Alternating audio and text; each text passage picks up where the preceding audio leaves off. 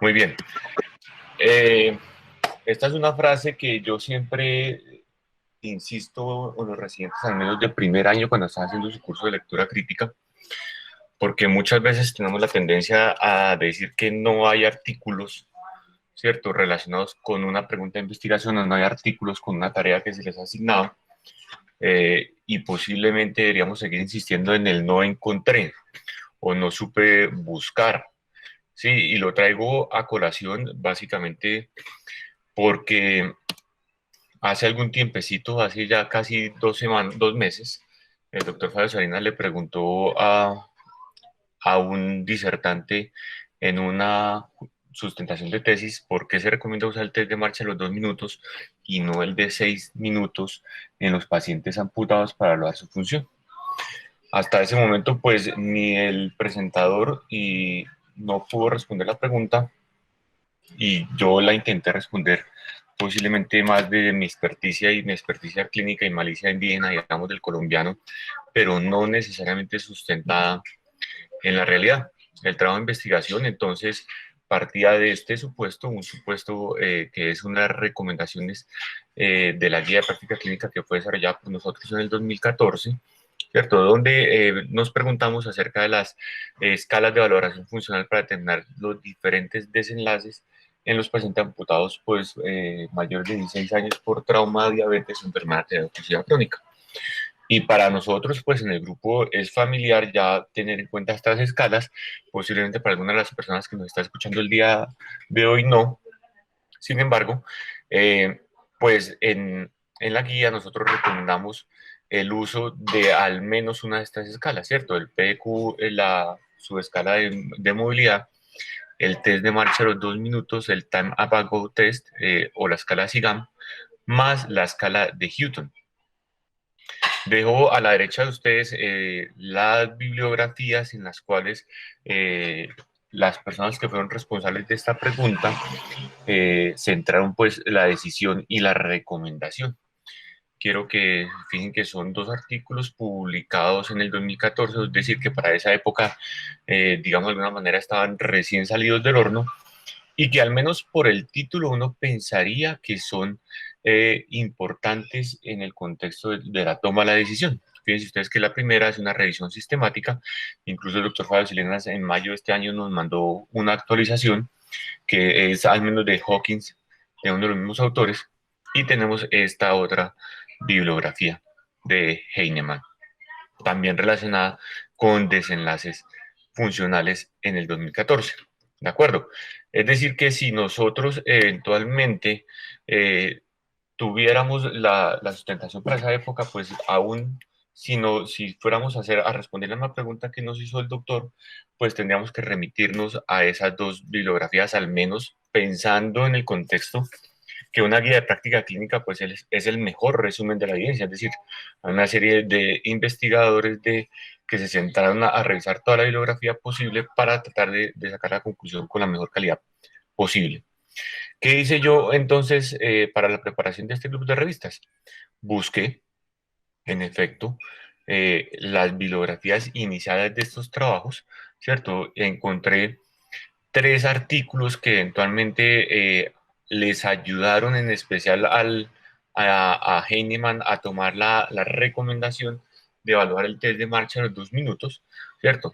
Y si ustedes leen rápidamente, eventualmente al menos ninguno de los títulos tiene alguna relación con una comparación entre el test de marcha de los 6 minutos y el test de marcha de los 2 minutos.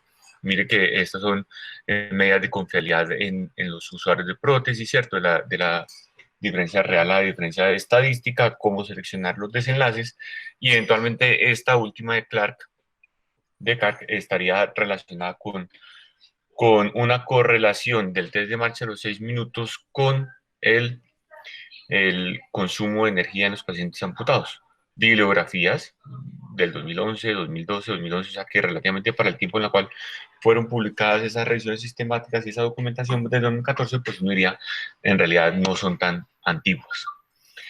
Eh, entonces, ¿yo qué decía? Yo, pues como soy coautor en términos de la guía, cogí en los términos de búsqueda que se usaron para esa pregunta, que están registrados en la guía práctica clínica grande, y corrí nuevamente la búsqueda. Recuerden que esas son las alternativas que tenemos nosotros para evaluar la calidad no solamente en una guía práctica clínica, sino en una revisión sistemática, que esa búsqueda sea reproducible, que sea en algún momento pues confiable, y eso fue lo que hice para correrla en el 2019, en el 2020, perdón.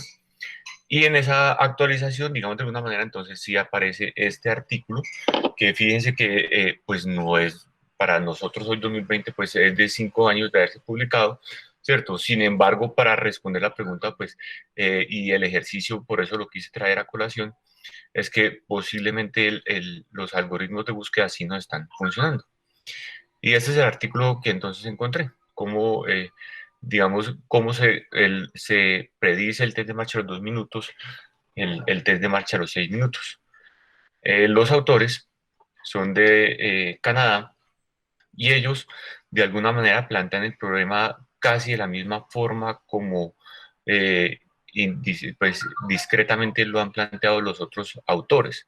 En especial este autor, Kark, dice, mire, no hay cómo medir adecuadamente el consumo de energía de un paciente amputado, y el problema es que nuestros amputados son casi todos por diabetes, por enfermedad arterial crónica, adultos mayores, y es posible que ellos no alcancen, pues que esa medida de los 6 minutos no sea una medida necesariamente confiable para determinar el consumo adecuado de energía durante esa prueba, llegando a un consumo máximo de METs.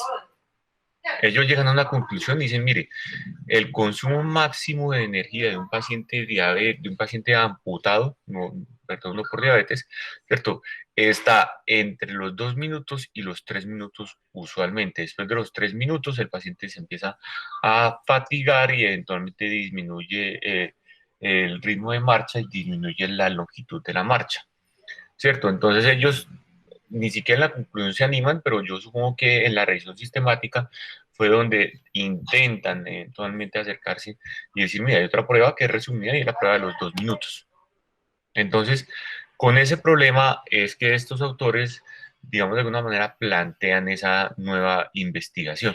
Es tratar de definir si en efecto hay una correlación estadística, y el test de marcha a los 2 minutos tiene todas las correlaciones, digamos de alguna manera, de constructo, de contenido, que podríamos aplicarle a una prueba de estas características. Importante, y que me llama la atención, que pues fíjense que no somos los únicos que trabajamos con un buen tamaño de muestra. Aquí involucraron 86 personas amputadas de diferentes niveles funcionales con la clasificación K. ¿De acuerdo? Tenemos la mayor cantidad entre K2, K3 y K4. Algo que sí me llamó la atención de esta muestra, y que no lo dicen, es porque hay tantos K4, si eventualmente eh, eh, K4, si eventualmente la gran proporción de gente es amputada por problemas vasculares, ¿cierto? Y eventualmente por otras situaciones. Sin embargo, cuando ustedes miran la tabla, ¿cierto? Entonces se dan cuenta que los K4 son los más jóvenes de toda la distribución. Miren que K1 es 72 en promedio, K2 67 años, K3 59 años y K4 es 45 años. Y esos, coincidencialmente, pues también son los que tienen mayor, pues, como causa de amputación, pues está el trauma. Entonces, miren que los de mayor estado funcional posiblemente son amputados por trauma, y también son los más jóvenes de la muestra. Y eso, digamos, de alguna manera uno diría, bueno, se parece algo incluso a la muestra de nosotros. Pues, no a la muestra de nosotros, pero sí a la situación real digamos, del país. Involucraron pacientes de diferentes niveles de amputación: amputación tipo SAM, transtibial, desarticulados de rodilla, transfemorales, que fueron los de menor población, y amputados bilaterales incluso, que no me aclararon si son bajo rodilla o son sobre rodilla. La gran proporción, entonces, son pacientes amputados transtibiales. Y le repito, entonces cuando yo hago el análisis, digamos de alguna manera, de calidad, pues uno dice, bueno, realmente tenemos una población que se parece a la mía, y es altamente probable que si los autores fueron juiciosos, pues las conclusiones puedan ser aplicadas a mi población. Muy bien. Entonces, ¿qué es lo primero que ellos hicieron? Ellos empezaron a determinar o hacer las diferentes medidas que tenían de interés, ¿cierto? Entonces, en primer lugar, un test de marcha de los 6 minutos, un test de marcha de los 2 minutos, un test de Time Up and Go Test, un índice del Locomotor Capability Index, la escala de Hutton y la escala de ABC, que también es de actividades específicas. ¿Qué tiene interesante este trabajo? Que ellos hicieron las medidas a todos los pacientes, pero no se las hicieron en el mismo orden. Se las hicieron eventualmente con un sorteo al azar. Entonces, en ese orden de ideas, ellos consideraban que como ya el paciente posiblemente estaba en primer lugar adaptado a la prótesis, ¿y por qué lo consideraban? Porque eran pacientes que al menos llevan un año de haber sido amputados y por lo menos tenían 6 meses de haber sido adaptados a la prótesis que estaban usando actualmente. ¿De acuerdo? Entonces, después de haber hecho las pruebas al azar, ya empezaron a mirar la correlación entre las dos medidas. ¿De acuerdo? Entonces, empecemos con el test de marcha de los 2 minutos comparado con el test de marcha de los 6 minutos. Primero que tenemos un índice de correlación de 0.91, teniendo en cuenta la hipótesis que va de una correlación entre 0 y 1, 0 pues no hay correlación, y 0.9 pues de 1 que sería una correlación casi perfecta. Con el Time Up and Go Test estamos en la mitad, 0.52, sin embargo sigue siendo una buena correlación. Con el LSI de 0.38, con la escala Hutton 0.33 y con la escala de ABC de 0.36. Eso en términos generales, ¿qué quiere decir? No sé si alguno de los residentes me pueda decir qué tiene que ver la escala de Hutton con la escala de los 2 minutos, de los 6 minutos, perdón. A ver, María Clara o Juliet.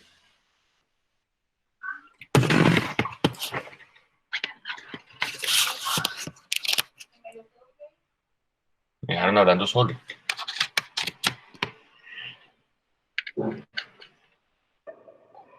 Profe, hola. Hola. La pregunta es, ¿cómo se relaciona el Hutton? ¿Qué significa un Hutton o la correlación entre el Hutton y test de marcha a los 6 minutos en 0.33? No sé. La respuesta es muy fácil, no se correlacionan, pareciera, la correlación es muy malita, pero eventualmente tiene otra lectura y por eso también traía el artículo. Y es que posiblemente en la escala de Hutton, en este caso la voy a usar como ejemplo, ¿cierto? Está midiendo otras características del usuario de prótesis que no está midiendo eventualmente el test de marcha a los 2 minutos, ¿sí? Y ahí es donde nosotros estaríamos también sustentando o reforzando. Queríamos usar una escala de Hutton, de acuerdo a la guía de práctica clínica, más algunas de estas otras escalas. Miren que al menos dentro de la recomendación de la guía está la escala, el test de marcha de los 2 minutos, el time up and Go Test, faltaría el PQMS, pero que aquí no, pues, no evaluar. Sí, entonces, bien importante y quiero aclararlo, es básicamente por eso, porque inicialmente uno solo tendría la presunción que bajo la condición o la hipótesis estadística de que no hay correlación, las escalas eventualmente no serían útiles y no necesariamente. Sí, la otra cara de la moneda es la que les acabo, digamos, de presentar. Entonces, una vez ellos ya saben que al menos estadísticamente sí hay una buena correlación entre el test de marcha de los 2 minutos y la prueba de los 6 minutos, pues eventualmente se dedican entonces a distribuir o a hacer el análisis de acuerdo a las diferentes, eh, digamos, situaciones que tiene o condiciones que tiene la población. ¿De acuerdo? Entonces, en esta primera tabla, ¿cierto? Nos están mostrando los diferentes resultados del test de marcha a los 6 minutos de acuerdo a las condiciones de la población, de acuerdo a su nivel CAOS, es decir, a nivel funcional, de acuerdo a la etiología, un corte de edad que no me explican por qué toman mayores de 50 o menores de 50, es posible que la distribución ha sido básicamente la de la muestra, ¿cierto? De acuerdo al sexo y de acuerdo al nivel de amputación. ¿De acuerdo? Entonces, esto es escala de los 6 minutos. Sí, si eventualmente alguno de ustedes recuerda, de pronto el doctor Luis Felipe recuerda, ¿cierto? ¿Cuál fue el estimador que usó Adolfo o el resultado que tuvimos en esos pacientes que le involucró, en esos 86 pacientes también que le involucró? Es posible que el test de marcha, los 2 minutos, que era más o menos de 110 en promedio, se puede acercar en una regla de 3, ¿cierto? 330 metros se estarían caminando los usuarios de la muestra de Adolfo, del trabajo de Adolfo, y en este caso pues tenemos 383, una diferencia explicada por el deterioro de la prótesis o por el cambio de la tecnología, ¿cierto? Uno quisiera ver, por ejemplo, eh, cuál es el nivel funcional que tienen los trastibiales comparados eventualmente con su nivel funcional. Ahora miremoslo gráficamente, miremos cómo se correlaciona el test de marcha a los 2 minutos con el test de marcha a los 6 minutos. Es decir, es la misma información de la tabla la que tenemos acá, ahora la tenemos graficada y es lo que usualmente se hace en este tipo de análisis. Una vez tenemos esa correlación matemática, pues la confirmamos eventualmente con esta correlación gráfica. Miren que en el eje de la Y tenemos el test de marcha a los 6 minutos y en las X el test de marcha de los 2 minutos, con una correlación que perfectamente con esa pendiente sería casi de 1, pero ya sabemos que es de 0,91. Ese 0,91, ¿a qué corresponde? A ese test predicho. Y el observado es cada uno de los pacientes eventualmente que estamos determinando. Entonces, fíjense que aquí tenemos un outlier, un paciente que caminó, si acaso, 50-52 metros de pronto en los 2 minutos y que posiblemente no caminó más tampoco en el test de marcha de los 6 minutos. ¿Por qué no caminó? Por X o Y motivo. Se fatigó, se tuvo que sentar, ¿cierto? Eh, definitivamente no es capaz de caminar más rápido.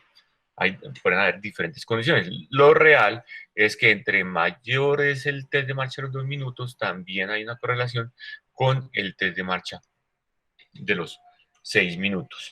Entonces, en ese orden de ideas, posiblemente la conclusión estaría en que usar cualquiera de los dos test sería indiferente en el contexto pues, de la recolección de la información y evaluando la función del paciente de acuerdo a la distancia recorrida. Y esta última tabla que tenemos en este trabajo, pues nos sirve mucho y nos da un ejemplo bien importante de los diferentes análisis estadísticos que podemos hacer tratando de, digamos de alguna manera, categorizar o acercarnos a una realidad del paciente en la cual trabajamos nosotros y del nivel funcional o la causa, como lo hemos mencionado anteriormente. Entonces, fíjense ustedes que la correlación es muy buena de la que hemos estado hablando en toda la muestra de 0,91. Cambia un poquitico, pero sigue siendo muy buena cuando hablo de los niveles funcionales más bajos, K1 y K2 a 0,79 y K3 y K4 a 0,87. Cuando los analizo por la causa, entonces tenemos que la correlación sigue siendo buena independientemente de la situación. Sin embargo, entonces ahora lo que viene y la pregunta que uno intentaría resolver es cómo sabemos que hay unas diferencias, digamos, clínicamente importantes. Entonces, ¿cómo predice el test de marcha eso y qué tanto eventualmente se podría equivocar en ese contexto? ¿Cierto? Entonces ellos generan un análisis o un modelo de regresión lineal donde la variable dependiente del test de marcha a los 2 minutos y me generan esa fórmula al cual siempre les digo a los residentes que es la fórmula de la línea recta, esta fórmula de línea recta. Y es igual a mx más b. Hoy, desafortunadamente, no tengo a los residentes ya que acaban de pasar la convocatoria para agotar este tema y evitarme 3 horas de trabajo, ¿cierto? Entonces, eso es lo que tenemos acá.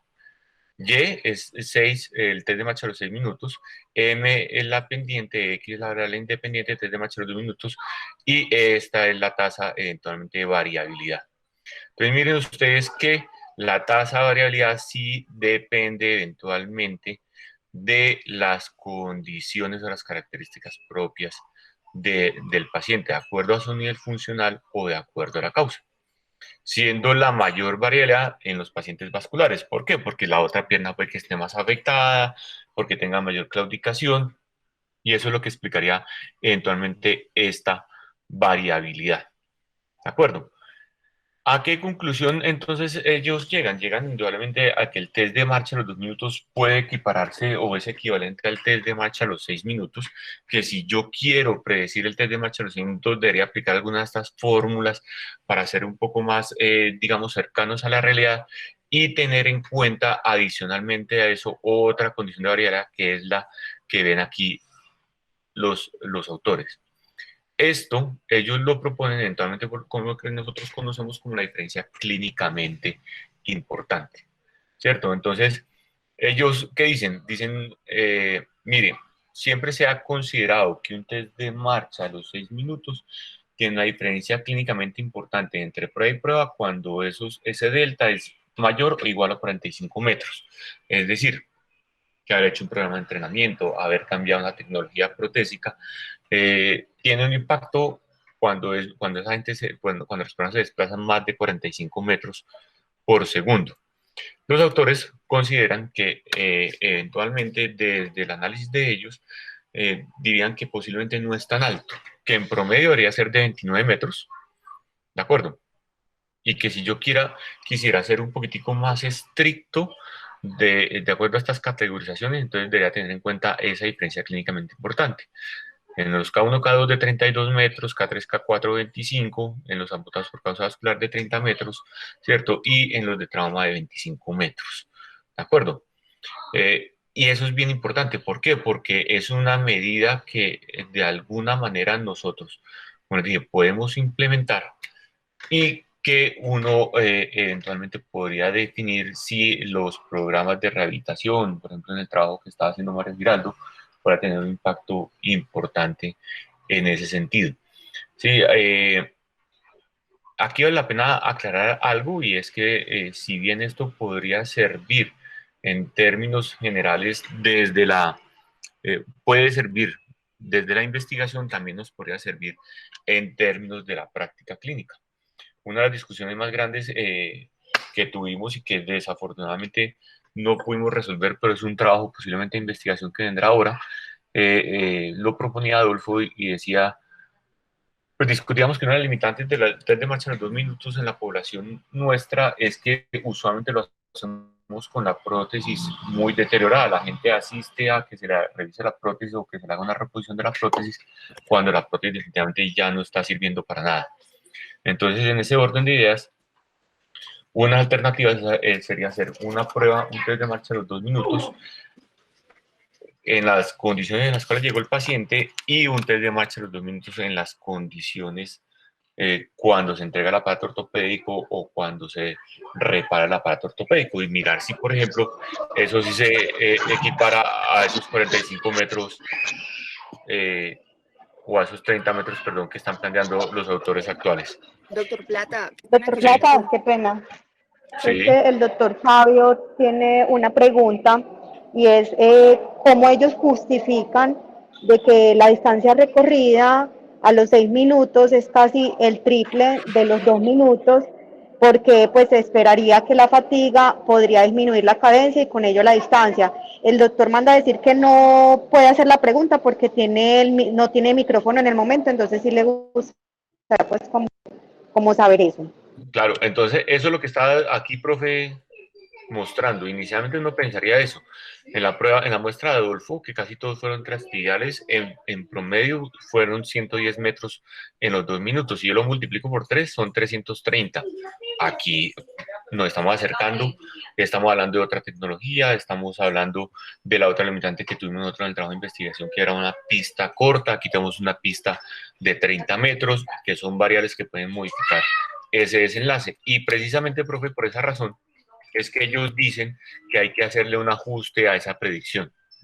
Es decir, si yo no quiero hacer el test de marcha a los 6 minutos, si tengo la información del test de marcha a los 2 minutos, de acuerdo al nivel funcional o a la causa de amputación, yo podría hacer el ajuste de ese modelo. ¿De acuerdo? Y es lo que estamos viendo acá. Miren ustedes que en los vasculares, donde tienen más claudicación, eventualmente están castigando mucho más ese estimador. Me hago entender. Si yo tengo aquí un test de marcha de 110 metros por en los 2 minutos, que es poco para un vascular, pero es para multiplicarlo mucho más fácil, lo tengo que multiplicar por 4, sean 440 metros, pero le tengo que restar 177 para acercarme al test de marcha a los 6 minutos. Es decir, aquí ellos ya lo tomaron, hicieron el análisis, pero esto es lo que yo podría usar eventualmente en la vida real. Si solamente hice una prueba de marcha de los 2 minutos y quiero equipararlo o transportarlo a los 6 minutos, este sería el modelo matemático que yo aplicaría. Y miren que pasaría lo contrario en los K3 y K4, que son los más funcionales, es decir, ellos se comportan muy bien durante los 2 minutos y durante los 6 minutos en cambio también. ¿Por qué? Porque el ajuste ya no sería de menos 177, sino de 1.6 metros nomás de ajuste en el modelo matemático. Entonces, por eso es que ellos intentan aproximarse a este análisis y esa es la propuesta que ellos harían. ¿De acuerdo? Entonces, no sé si con eso le queda la respuesta al profe. Sí, profe, él dijo que gracias, que listo, que gracias. Ok, muy bien. ¿Alguna pregunta o comentario de este artículo? ¿Algo más? No. Ok, entonces ya que me metí con las guías, pues la siguiente pregunta que yo me dice, bueno, si ya tengo un artículo de 2015, desafortunadamente nosotros pues estamos en un ensayo clínico actualmente y hicimos una actualización de las 10 preguntas priorizadas, ¿cierto? ¿Será que vale actualizar otra recomendación más? Aclaro que esta pregunta, si la fuéramos a responder en el contexto de la guía de práctica clínica, pues esta sí ya está actualizada. Sin embargo, el artículo es del 2020 y posiblemente no cumplirá con todos los criterios de los que tenemos planteados nosotros en la guía de práctica clínica. ¿De acuerdo? Este es un ensayo clínico publicado este año. Dejé, y no creo que no alcanzan a ver ustedes la fecha, pero me llama la atención pues que a veces a uno le va bien, a veces le va mal como autor. Mire que estos autores remitieron este trabajo en noviembre 15 del 2018, se los aceptaron un año después, ¿cierto? Y lo publicaron a los 3 meses posteriores, a 15 meses, intentando uno publicar el artículo o en esa incertidumbre si se lo van a publicar o no se lo van a publicar. Muy bien. Los autores son de la Universidad de Miami, ¿de acuerdo? Son fisioterapeutas y es un grupo muy, muy consolidado en investigación en personas amputadas. Ellos básicamente, ¿qué proponen? Ellos están proponiendo que un programa de rehabilitación basado en la evidencia, que es lo que ellos van a tomar como esta sigla de una estrategia, digamos, EVAR, ¿cierto? Puede eventualmente entonces impactar en los resultados o en los desenlaces funcionales del paciente amputado por diferentes causas. Entonces, la hipótesis grande de ellos, de una vez la dejo abierta, es que esta estrategia EVAR es superior a los pacientes que han recibido eventualmente un tratamiento, digamos, usual o tradicional que ellos determinan o denominan en lista de espera. Pero la lista de espera realmente es la entrada al programa, porque ya son usuarios también de prótesis, casi con unas condiciones similares en el artículo anterior. Usuarios amputados al menos de un año y que tengan su prótesis adaptada al menos en los últimos 6 meses o que tengan ajustes menores. Traigo a colación esta última frase, ¿cierto? Donde los autores dicen que los programas o los principios de rehabilitación de los ejercicios de la estrategia EVER han sido aceptados ampliamente por la comunidad clínica. Yo, hijo de madre, yo soy un ignorante porque nunca he escuchado esta estrategia ABAR ni la había leído. Y ellos, mire que hacen al menos una referencias bibliográficas que vale a 35 de la 47. Hay 12 artículos de esto y no cayó ninguno en la guía práctica clínica. Pues, ¿qué pasó? Entonces me refiero a la bibliografía. Creo que no se ve lo suficientemente grande para todas las personas, pero al menos los que están en computador sí lo logran ver. Fíjense ustedes que desde la 35, y no me cabe toda, está el mismo grupo. Gailey, todos son los trabajos del grupo que vienen más o menos desde el 88, ¿cierto? Que están reforzando eventualmente su propuesta. ¿De acuerdo? Desafortunadamente, creo que si bien pues ya conozco el autor, al menos en la guía de práctica clínica, no tuvimos en cuenta o no dentro de los artículos involucrados en las recomendaciones, no hay ninguno de este grupo. Como les decía al comienzo de la presentación de este artículo, pues ya con esto uno sabe que es un grupo muy consolidado, al menos con 12, 15 publicaciones en un periodo de tiempo de que pues una o dos publicaciones casi por año, y pues uno dice, bueno, aquí miremos a ver qué más hay de novedoso, porque, porque hay que procurar porque los pacientes eventualmente se logren rehabilitar mucho mejor. Entonces, ¿qué dicen? Ellos dicen, mire, el programa EVAR consiste en estos 5 componentes. Un componente de entrenamiento cardiopulmonar y de flexibilidad, un componente de fortalecimiento del tronco y de, de las extremidades inferiores, coordinación y balance, ¿cierto? Descarga de peso y control, digamos, en sedente, y ya el entrenamiento en la marcha con la prótesis. ¿Qué tiene de novedoso y qué me llamó a mí la atención de este trabajo? El desenlace, porque entonces ellos hablan de unos desenlaces centrados, digamos, de alguna manera en propósitos. ¿Qué desenlaces son centrados en propósitos? Entonces, el propósito de la marcha, vamos a hacer un test de marcha a los 6 minutos. Otro desenlace centrado en propósitos, entonces me empiezan a hablar de la escala AM-PRO, que realmente yo no había pensado nunca tenerla en cuenta como un desenlace.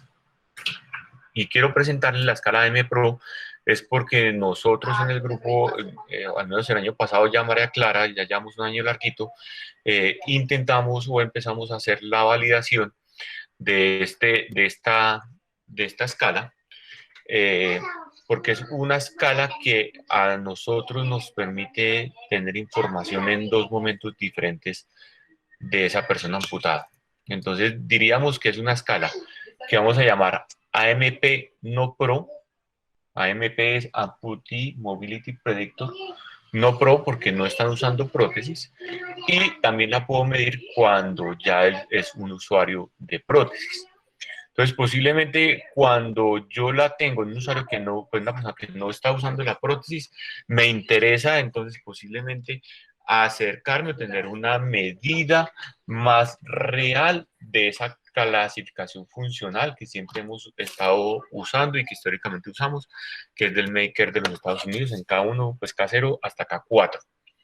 Siempre la hemos criticado y siempre hemos hablado que es una escala supremamente subjetiva y que en ese orden de ideas podríamos tener muchos errores, o en el caso de los que viven en Antioquia, pues casi toda la población sería un nivel funcional K3 pues, por el hecho de tener que hacer traslados o en redes inclinadas o en terrenos irregulares. Entonces, esta escala es una escala que se centra en tareas funcionales que se hacen en el consultorio o en el taller de aparatos ortopédicos. Son 20 preguntas o 20 pruebas, ¿cierto? Y le repito, entonces aquí lo que les estoy mostrando es el formato que teníamos nosotros de la prueba piloto, por eso tiene aquí una columna de observaciones. Entonces miremos las primeras, ¿cierto? El balance sentado, ¿cierto? Entonces el paciente estar sentado con una silla, con los brazos cruzados sobre el regazo durante 60 segundos. Es decir, que no se debe estar sosteniendo. Aquí está la forma de calificarlo y si es 0 o es 1. Ahora vamos a decirle al paciente que alcance una herramienta, que alcance un cuaderno, que alcance un lapicero. Entonces fíjense que están todas las condiciones para hacer la evaluación.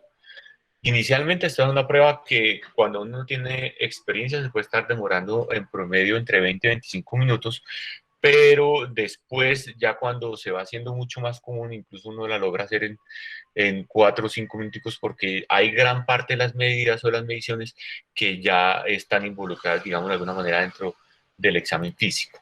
Entonces, como les decía, son pruebas funcionales, todas de corta duración, que terminan haciendo una sumatoria de todos estos puntajes en dos momentos, como les decía. Entonces, fíjense ustedes que si el paciente lo estoy evaluando sin prótesis, tengo un puntaje de 0 a 8, es un K0, y va subiendo hasta un puntaje máximo de 37 a 43 puntos. Si el paciente está entre esta población, ¿cierto? Es un nivel K4, ¿de acuerdo? Pero fíjense que esto coincide más o menos con el K3 de un usuario con prótesis, ¿de acuerdo? El puntaje máximo, entonces, en los pacientes sin prótesis de 43 puntos y el puntaje máximo del usuario con prótesis es de 47 puntos. Ahí está el otro criterio de inclusión que ellos definieron. ¿Qué definieron los autores? Dijeron, mire, un puntaje mayor o igual a 36 en un paciente sin prótesis es un paciente que es K4, que por lo tanto es muy funcional y que ese, pues, entre comillas, ya esté entrenadito y no tenemos muchas cosas para ofrecerle. Y lo otro novedoso que ellos hicieron dentro de su estrategia EVAR es diseñar un programa de entrenamiento de acuerdo a la prueba, es decir, como hacen los colegios en Santander, mis compas aquí en Santanderiano. Preparan a los muchachos en el último año para ICFES, entonces tienen grupos de 10 o 15 estudiantes nomás y solamente las pruebas, bueno, para ahora las pruebas Saber Pro, perdón, y los entrenan específicamente para eso, es decir, para que vaya pasando cada una de las pruebas o cada una de las tareas que se le está asignando.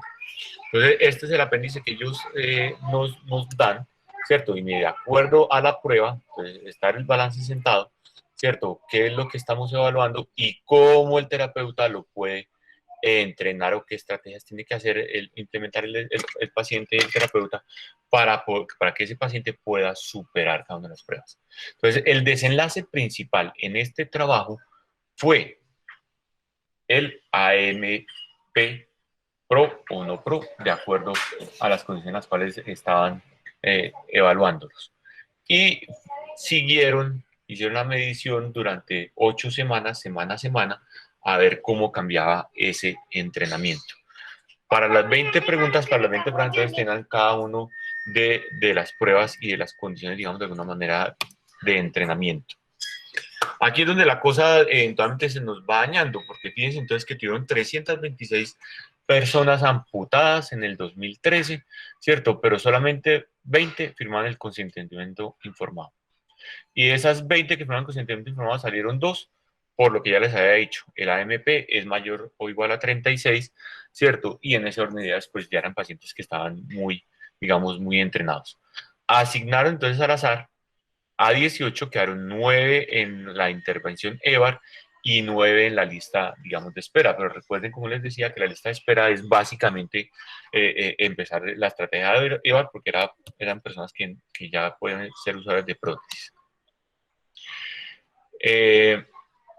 Y miren lo que pasó. Aparte de eso, se fueron personas y solamente 12 terminaron la intervención. Y ellos, los autores, pues de una vez definen eso y dicen, mire, nosotros no entendemos por qué de tener 326 personas solamente fuimos capaces de concretar a 20. Entonces ellos dicen, mire, es que es el temor al entrenamiento, la gente no le gusta hacer actividad física tan específica como la que le estábamos proponiendo posiblemente. Hay otros que tienen comorbilidades asociadas y podríamos tener muchos en cada uno. Sí, pero la gente se negó a participar y ellos al menos se hacen la autoevaluación y consideran que querían buscar otras estrategias diferentes para motivar más a la población. Miremos entonces la tabla 1 de importante. Entonces tenemos más hombres que mujeres, como es lo que usualmente esperamos. La mayor cantidad de las personas fue amputada por diabetes. Aquí hace una diferenciación con diabetes y enfermedad periférica, ¿cierto? Trauma y tumores. El promedio de edad fue de 63 años en ambos grupos. Aquí tenemos el tiempo promedio de la amputación y tenemos eventualmente las escalas o los resultados de las escalas funcionales. Entonces, miren que tenemos los puntos. Entonces, de la MP Pro de 36, recuerden que este es con prótesis, los K4 ya empiezan más arriba, ¿cierto? En la lista de espera tenemos esta comparación sin diferencias significativas. En no pro tenemos de 23,2 y 24,7. Y en el test de marcha de los 6 minutos tenemos un promedio de 313 metros en los 6 minutos comparado con los de la lista de espera de 262 metros.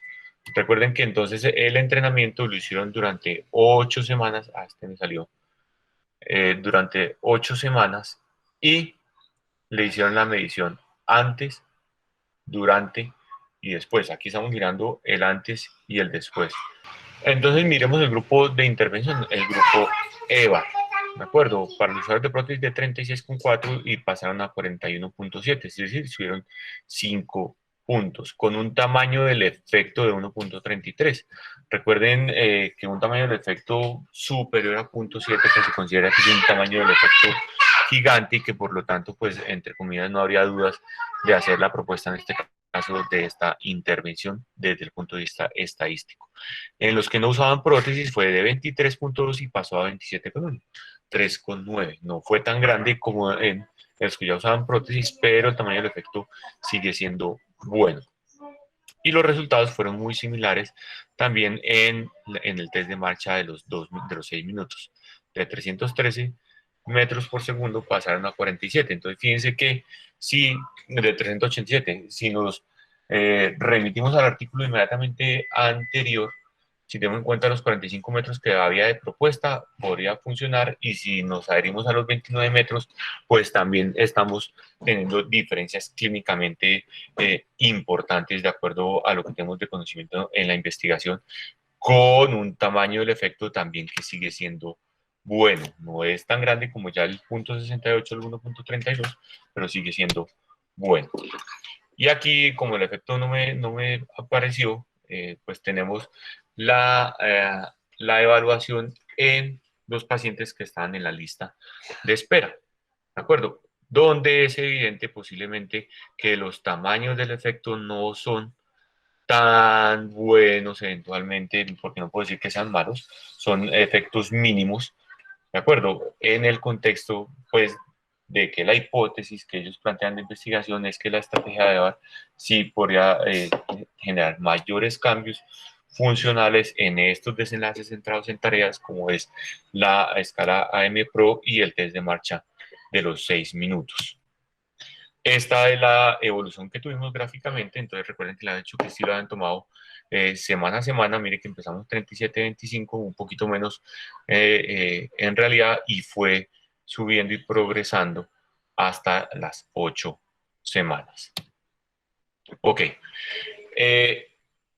Creo que lo más novedoso de este artículo es pensar en que esta escala AM-PRO eventualmente nos puede ayudar también a medir el impacto que tienen las estrategias de los programas de rehabilitación en los pacientes amputados, independientemente de ese, digamos, entrenamiento que han hecho específico para los pacientes. Pero para los que conocen la escala MP-PRO o para los que no la conocen, pues creo que uno, sentándose a pensar con calma, podría pensar que en efecto la escala MP-PRO está diseñada para que el paciente logre, digamos, superar esa gran cantidad de tareas que tenemos en el día a día.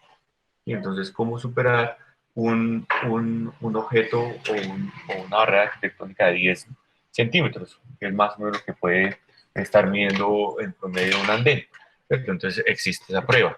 Cómo se mantiene sentado sin usar las manos, cómo alcanza un objeto. Todas esas son actividades del día a día y que pueden estar reflejándose entonces en ese desenlace que estamos denominando centrados en tareas.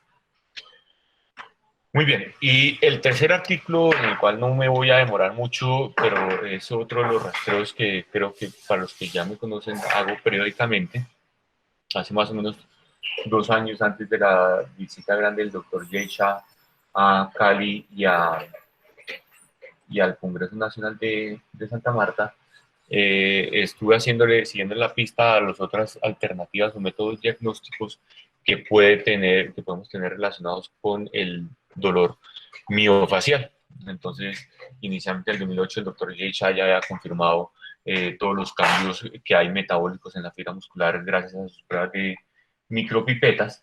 Después él propone que la ecografía musculoesquelética sería una alternativa para justificar al menos la presencia, ya estoy hablando con él, del dolor miofacial, no necesariamente del diagnóstico, con dos condiciones, ¿cierto? Una, pues que el ecógrafo debe tener una muy buena resolución y se debe acompañar de una prueba de vibración.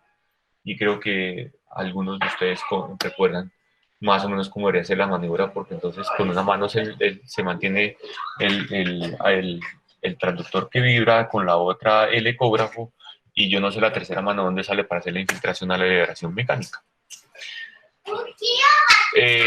Para los incrédulos, pues aún hay gente pensando en que se puede justificar de otra manera también el diagnóstico del dolor miofacial.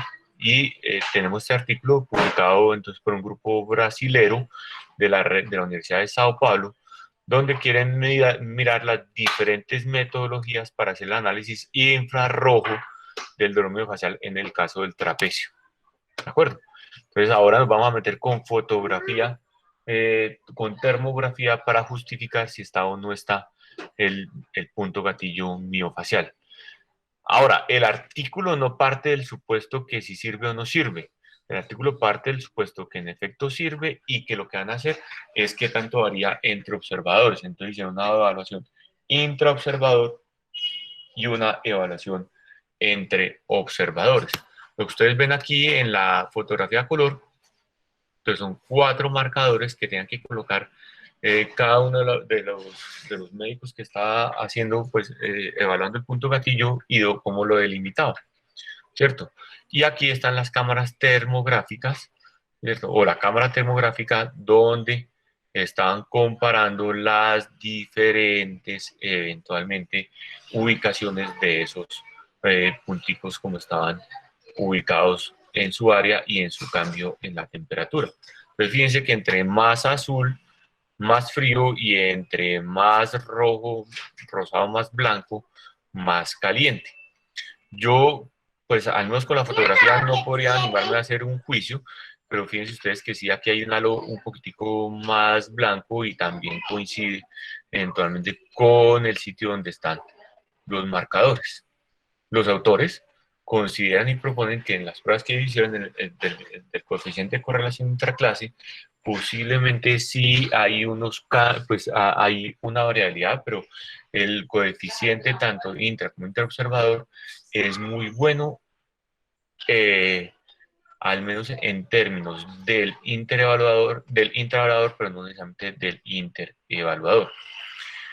¿Qué encontraron ellos? Que en promedio el delta de diferencia de temperatura en el área donde está el punto gatillo puede llegar a ser entre 1.7 y 4.3 grados. 4.3 grados ya uno le parece como muy exagerado, pero al menos 1.7 podría ser una alternativa más como para justificar la presencia del dolor miofacial.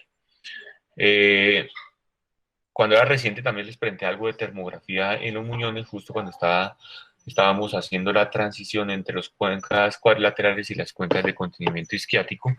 Es una alternativa, creo yo, no necesariamente desde el punto de vista clínico, pero sí de investigación.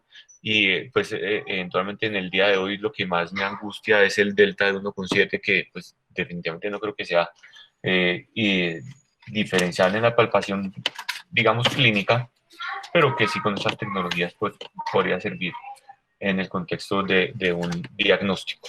Los autores no pretenden o no proponen nada en el contexto de que se haga una termografía posterior al tratamiento de la radiación mecánica, que puede ser una de las hipótesis de investigación que puedan venir posteriormente. Muy bien, esto es lo que tenía para hoy.